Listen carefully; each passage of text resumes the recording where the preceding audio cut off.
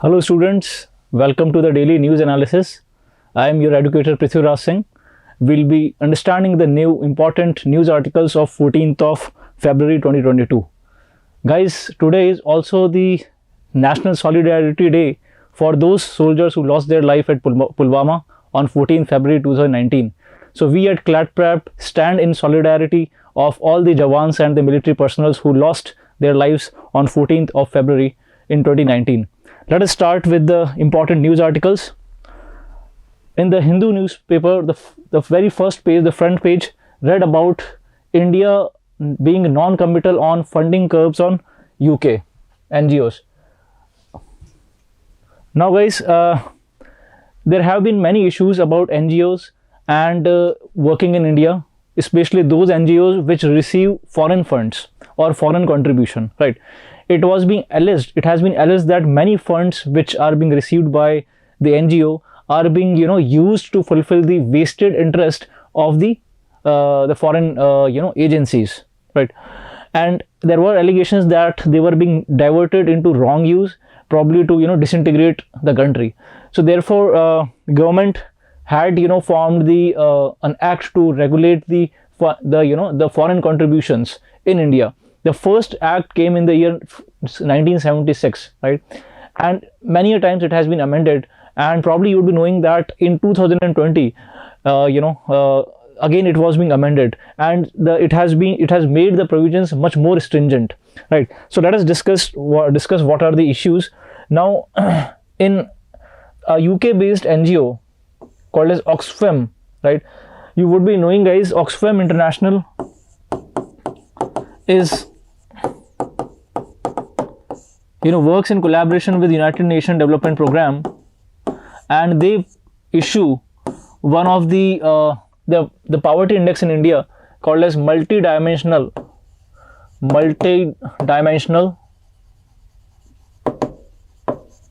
poverty index, right? So it ranks various countries based on multi-dimensional poverty index, and here it does not limit itself to the three parameters which are being defined in SDI or human development indexes, like education, health, and the per capita GDP. It includes many other things like access to transportation, terrorism, safe, are the women safe in India, right? So there are many dimensions which are included in multi-dimensional poverty index MPI, which is being published by Oxfam International, which is an international NGO, along with UNDP, United Nations Development Program, right? Now the Oxfam NGO definitely do have offices in India, and it has been alleged that the foreign contribution, the funds which are being received by Oxfam are being used, are being diverted for some wrong activities, right? Possibly, and it becomes a security threat to India, right? So recently government had imposed some restrictions on Oxfam, right, under FCRA, Foreign Contribution Regulations Act, right? So let us understand what is FCRA in the context of this news. I hope it is clear. So guys, FCRA regulates the receipt of foreign contributions, as I said, in India, from outside India to Indian territories, right? And in this way, because there are allegations that these foreign contributions are being diverted for wrong objectives, and it becomes a threat to the internal security of the country, right? Now FCA, as I said, came into being in the year 1976 for the first time, right? You all know that 1970 onwards, although the economy was opened only in 1991, but there were some controls which were being made flexible in 1970s and 80s onwards, right? So therefore then emerged the need of Foreign Contribution Regulations Act, right? FCRA. So they may ask you that when for the first time FCRA was being enacted. So it's the year 1976. Please make it very, very clear. Now FCRA is applicable to all the associations, groups and NGOs which intend to receive foreign donations, right? So which intend, so only those NGOs and associations, right, which intend to receive foreign donations would come under the radar of FCRA, right? Now guys, FCRA has been recently amended in the year 2020, and it has, you know, mandated that each NGO compulsorily opens an FCRA account in SBI's main branch at New Delhi. Very, very important. So this is a condition which has been, you know, declared, which has been mandated, that the FCRA should be having their account in the SBI's main branch at Delhi, right? So this is a, in this way the government would be able to track the FCRAs or foreign contribution more easily, correct? Now, but it has been seen that even Delhi government, Delhi High Court, you know, found that the ministry is doing too much, you know, going out of the way actually, and taking coercive actions against the NGOs, you know, if they fail to register, right? So as you can see from the data guys, between 2016 and 2020, more than 6,600 NGOs, you know, their registration were being cancelled because of their alleged violation of the rules and misuse of the funds, right? So around, it has been seen that more than 6,000 NGO registrations were being cancelled under FCRA, right? And today also, if I talk, there are more than 6,000 NGOs which are under the radar of FCRA, right? Let us understand the other nuances of FCRA. Now, as I said that FCRA has been recently amended, before that it was amended in 2010, right? And it provides a compliance governance framework governing foreign contribution donations, right? The registration is initially valid for 5 years, right? Now this is something which I'll explain through a diagram. See here, that in the original 1976 Act of FCRA, it was not mandatory for the NGOs to do registration, right? So registration was not mandatory. Registration was not mandatory. However, they had to show the report of the amount which they received from the foreign agencies and where they spent, right? However, the registration was not mandatory, number one. Number two, their registration, you know, once they get the registration, it becomes permanent, right? In 1984, a change was being made where the registration was being made mandatory. So from now onwards, the registration is mandatory, right? So more stringent provisions were being imposed, right? But in both 1984 as well as 1986, once the registration is confirmed, it was for life. That means it was a permanent registration, right? Thereby there was no control of the government over the registration, right? Now in 2010, again, as I said earlier, that in 2010 amendment was being made to 1976 Act, and some important provisions were being introduced. For example, the registration which was permanent earlier was being reduced to 5 years, right? Very, very important guys, and I expect a question on this. Now the registration is 5 years from it being permanent, right? So once the NGO is being registered, are you getting, receiving the foreign contributions, its registration have to be renewed after every 5 years, right? Number one. Number two, it was being seen that many NGOs, you know, were diverting their funds in the name of administrative expenses, right? They just used to say that it has been used for the administrative expenses, and in this way the funds were being diverted, you know, for wrong purposes. So the cap was being introduced over the administrative expenses, and it was 50%, right? So only 50% of the funds can be, you know, can be under the head of administrative expenses, correct? Now post 2010, recently in 2020, the amendment took place, and I expect a question on this. So it has, you know, broadly, you know, redefined the terms and has made the FCRA Act much more stringent, correct?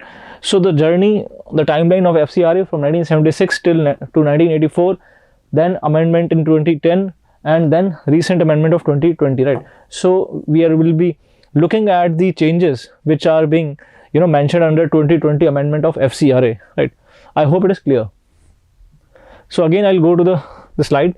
So FCRA regulates the receipt of the foreign contributions, you know, and the because it has been alleged that it was being diverted, and it poses, for some unjust use, and it adversely was affecting the internal security. And guys, that it was being, from the data which came, that between 2016 till 2020, more than 6,000 NGOs were being allegedly violated the FCRA, right? So the list is very huge, and that is the reason why government has to track the NGOs under FCRA, right?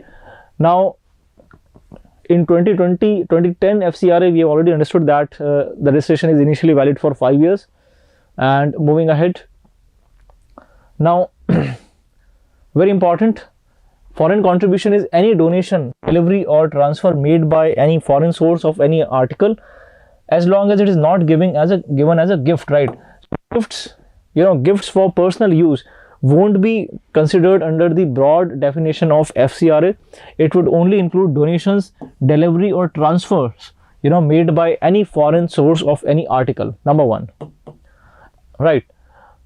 Number two, the donations made by the NRIs would not be considered to be foreign contributions.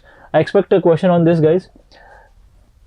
The contributions or the foreign contributions which are being received by NRI won't be included as foreign contributions.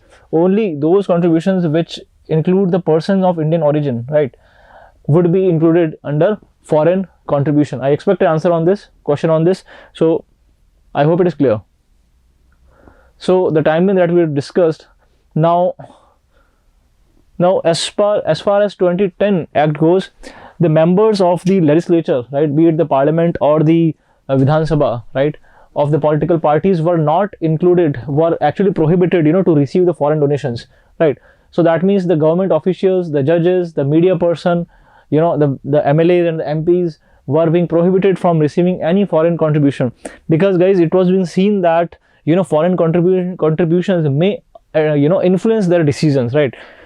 So as you can see, the judge's decision may be influenced, government official decision may be influenced by foreign contributions, correct? Now in 2017, when the act was being passed by, an amendment was being done to FCRA through financial bill route, it made the way for the political parties to receive funds, but the condition is that they can receive funds only from Indian subsidiary of a foreign company, right? Any Indian subsidiary of a foreign company, or any foreign company in which an Indian holds 50% or more shares, right? So this is a condition that the political parties in India can receive the funds only if it is Indian subsidiary of a foreign company, or an foreign company in which the Indian citizen holds 50% or more shares, right? So this is a condition that has been placed.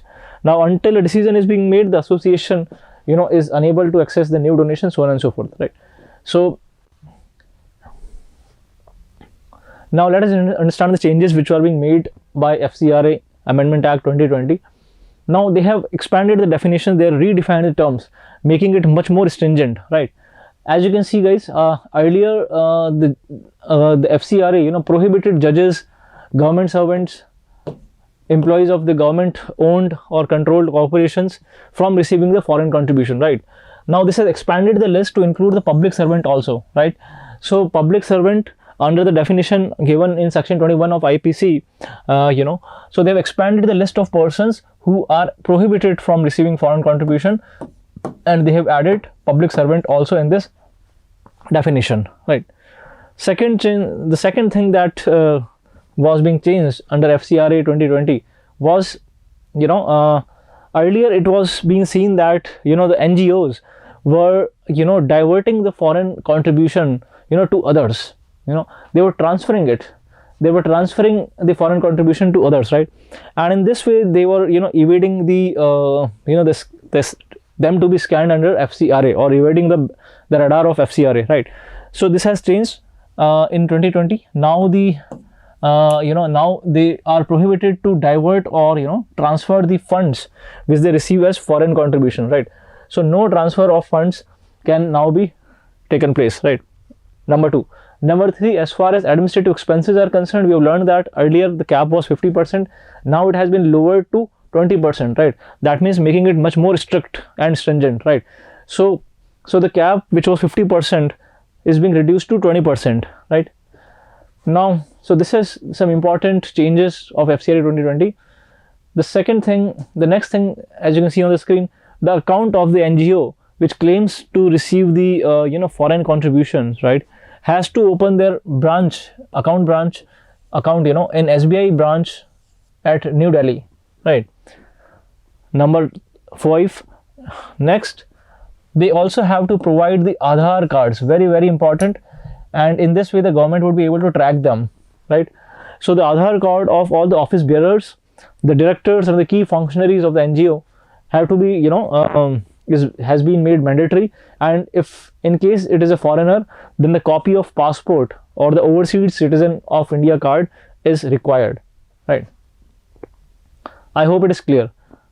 Next thing, there has been increase in the maximum limit for the period of suspension, to give the government power to suspend the registration certificate of a person for up to 360 days, guys, pending an inquiry for cancellation of FCRA registration, right? So now if it is being found that there are allegations and the NGO is involved in diverting the funds, then the registration certificate would be suspended for a year, for 360 days. Right? Now, guys, I hope it is clear. Moving to the next important news of the Hindu.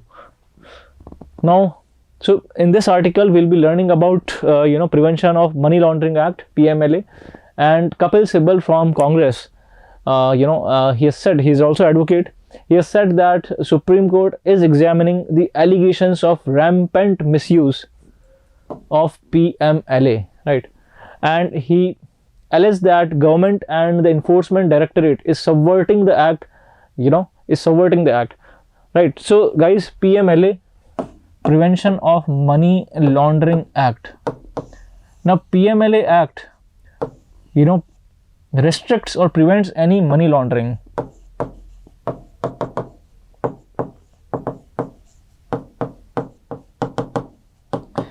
Guys, money laundering is the process wherein people divert their illegitimate money to make it legitimate. I repeat, through money laundering, people divert their illegitimate money to legitimate money, right?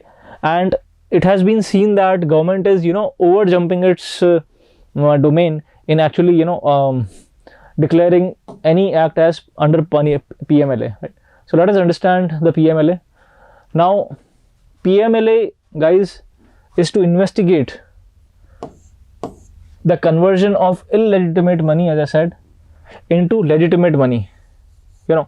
So it was being seen that the money that, or the profit that is being generated through various terror activities, through terror financing, through prostitution rackets, through drug trafficking, human trafficking. So this was an illegitimate money, right? And it was being alleged that it has been seen that such illegitimate money has been converted or is being transferred into legitimate money. This is called as money laundering, right? Now PMLA, which came in the year 2002, made this a crime, and and the agencies, enforcement directorate, it gave power to the enforcement directorate to investigate any such conversion of illegitimate money into legitimate money, right? So this was the act, right? So all the trade in narcotics, etc., is being included, right?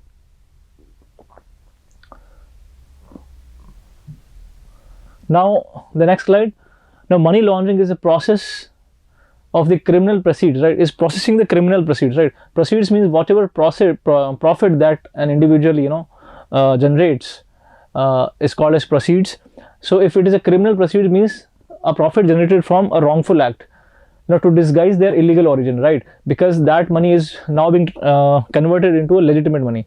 It enables a criminal to enjoy these profits without jeopardizing their source, right? So all the the money which is being generated through illegal arms sale, smuggling, the activities of organized crime, including drug trafficking, prostitution rings, can generate huge amount of proceeds, right? And so therefore we did require the act to actually check such money laundering. As I said, that it was being enacted in the year 2002. Plus there were also rules, prevention of money laundering, maintenance of record rules of the year, for the year which was being made in the year 2005. Right now there is authorities which are being specialized to deal with money laundering, are RBI, SEBI and IRDA. Right, so RBI, SEBI, IRDA also looks into the cases with regard to money laundering. I hope it is clear. So guys, PMLA actually checks such conversion of illegitimate money into legitimate money, and it enables the government or the public authority to confiscate the property. Right, so the property would be confiscated if it's being found that such money is being illegitimately transferred to make it illegitimate money, legitimate money.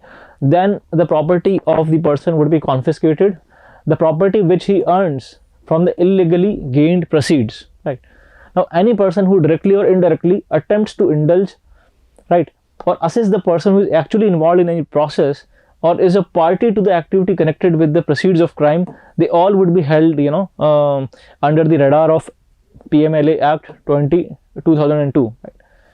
So India, guys, is also a signatory to United Nations resolution of 1998, which calls upon the member states to take strict actions against money laundering. Right, so we have also signed the United Nations resolution of 1998, which talks about the member states to take strict actions against money laundering. So this is also a fact which we must remember. Right, so guys, these are the acts which actually prevent the money laundering in India. PMLA 2002. Then you have the POTA, or Prevention of Terrorism Act 2002. So it also, guys, allows the forfeiture or the because the government confiscates the property, right, of the proceeds of the terrorism. Right? Terrorism is being confiscated, is being forfeited by the central government if the person is being found guilty under POTA. Right, so whether the person from whose possession it is seized. Right, so this is the money which is earned from the terror financing. Similarly, financial intelligence unit was also being set up, and it works in close cooperation with the regulatory authorities, which also include, right, so any money laundering in the transaction of finances, for them a financial intelligence unit is being set up, and it works in close cooperation with RBI, SEBI and IRDA. I hope it is clear. Now SEBI also look into the PMLA activities, and it handles the customer account information, security transactions, so on and so forth. Similarly, guys, RBI also looks into the any such money laundering activities, and by KYC they are able to track the individual if he or she is involved in money laundering acts. Right, there are many conventions also which were being signed and accepted to prevent money laundering internationally. So as you can see, in December 1988, it was the first initiative for the prevention of money laundering. Right, so one of the first initiatives for the prevention of money laundering is the Vienna Convention, and it lays down the efforts to combat any money laundering. Correct. Again, you also have the Council of Europe Convention. It establishes a common policy, right, on the problem of money laundering, and it gives common definition of money laundering and measurements to deal the same. Right, so internationally also, guys, money laundering is a very important issue, and it is a threat to the world because the money is being diverted.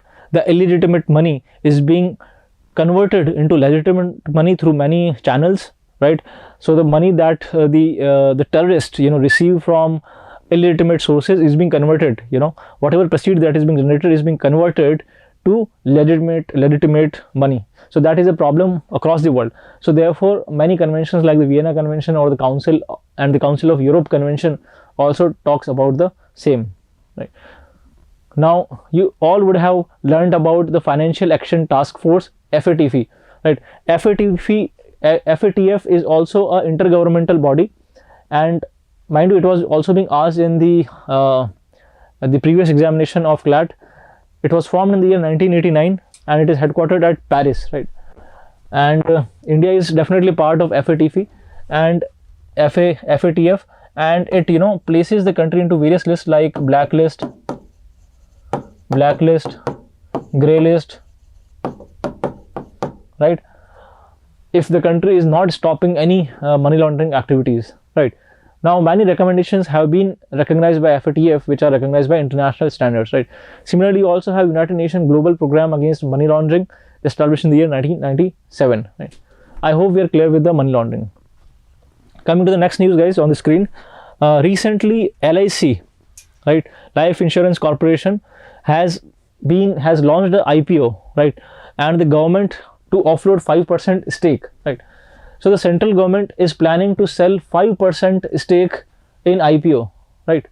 IPO is a system where the company opens it to the market, so IPO is a process by which a private company can go public, right, by sale of its stocks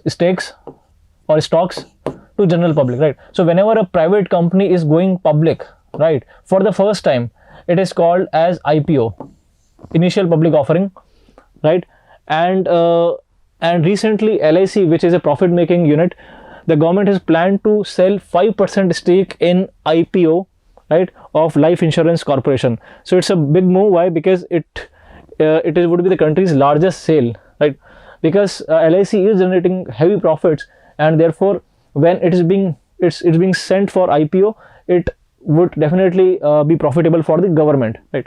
So the IPO is in 100% OFS, or offer for sale by the government of India, right, and entails no fresh issue of shares by LIC, right. So as much as 10% of the offer could be reserved for LIC policy holders, right. So those who are the policy holders of LIC, right, so 10% of the offer would be reserved for them, and another 5% would be reserved for those who are the LIC employees, right. So this is how even in the exam they may ask you that which among the following government enterprise has recently gone for IPO. So it is LIC. So some details about the same, which I don't think can be learned, because it is a very big, because it is earning a profit of 38 lakh crore, right. And LIC is brand is the third strongest and the 10th most valuable brand in the world.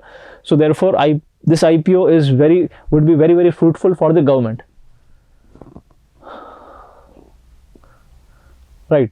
So now moving to the next news, Index of Industrial Production, IIP, is being consistently slowing down, guys. Post pandemic, we have seen that the manufacturing is contracting, right. There have been reduction in the manufacturing. So therefore the IIP, Index of Industrial Production, which actually calculates the production levels in the country, is being seen degrading or lowering. So it is a composite indicator that measures the short term changes in the volume of production, right, of a basket of industrial products, right. So the important products, there are 8 core sectors, which are actually included under IIP, or industrial index for production, right, Index of Industrial Production. And any short term changes in the volume of production of a basket of industrial products would be reflected in IIP, right. So post pandemic, we have seen that the IIP is contracting, correct.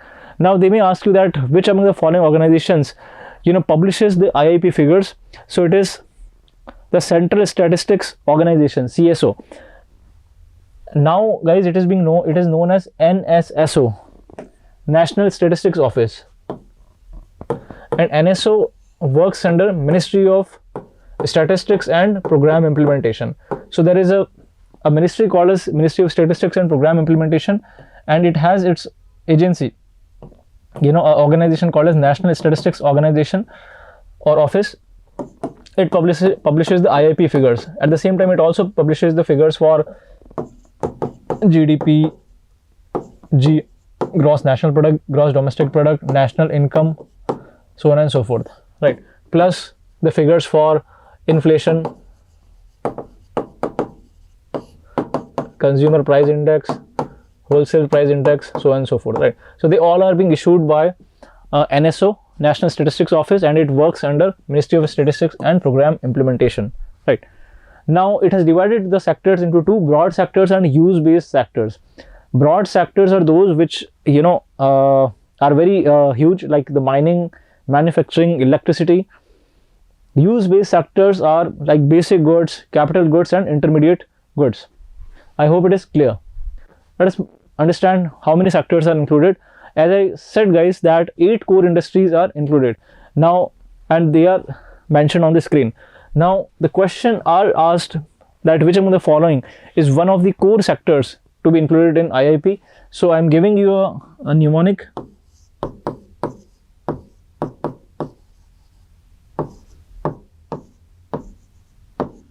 Right.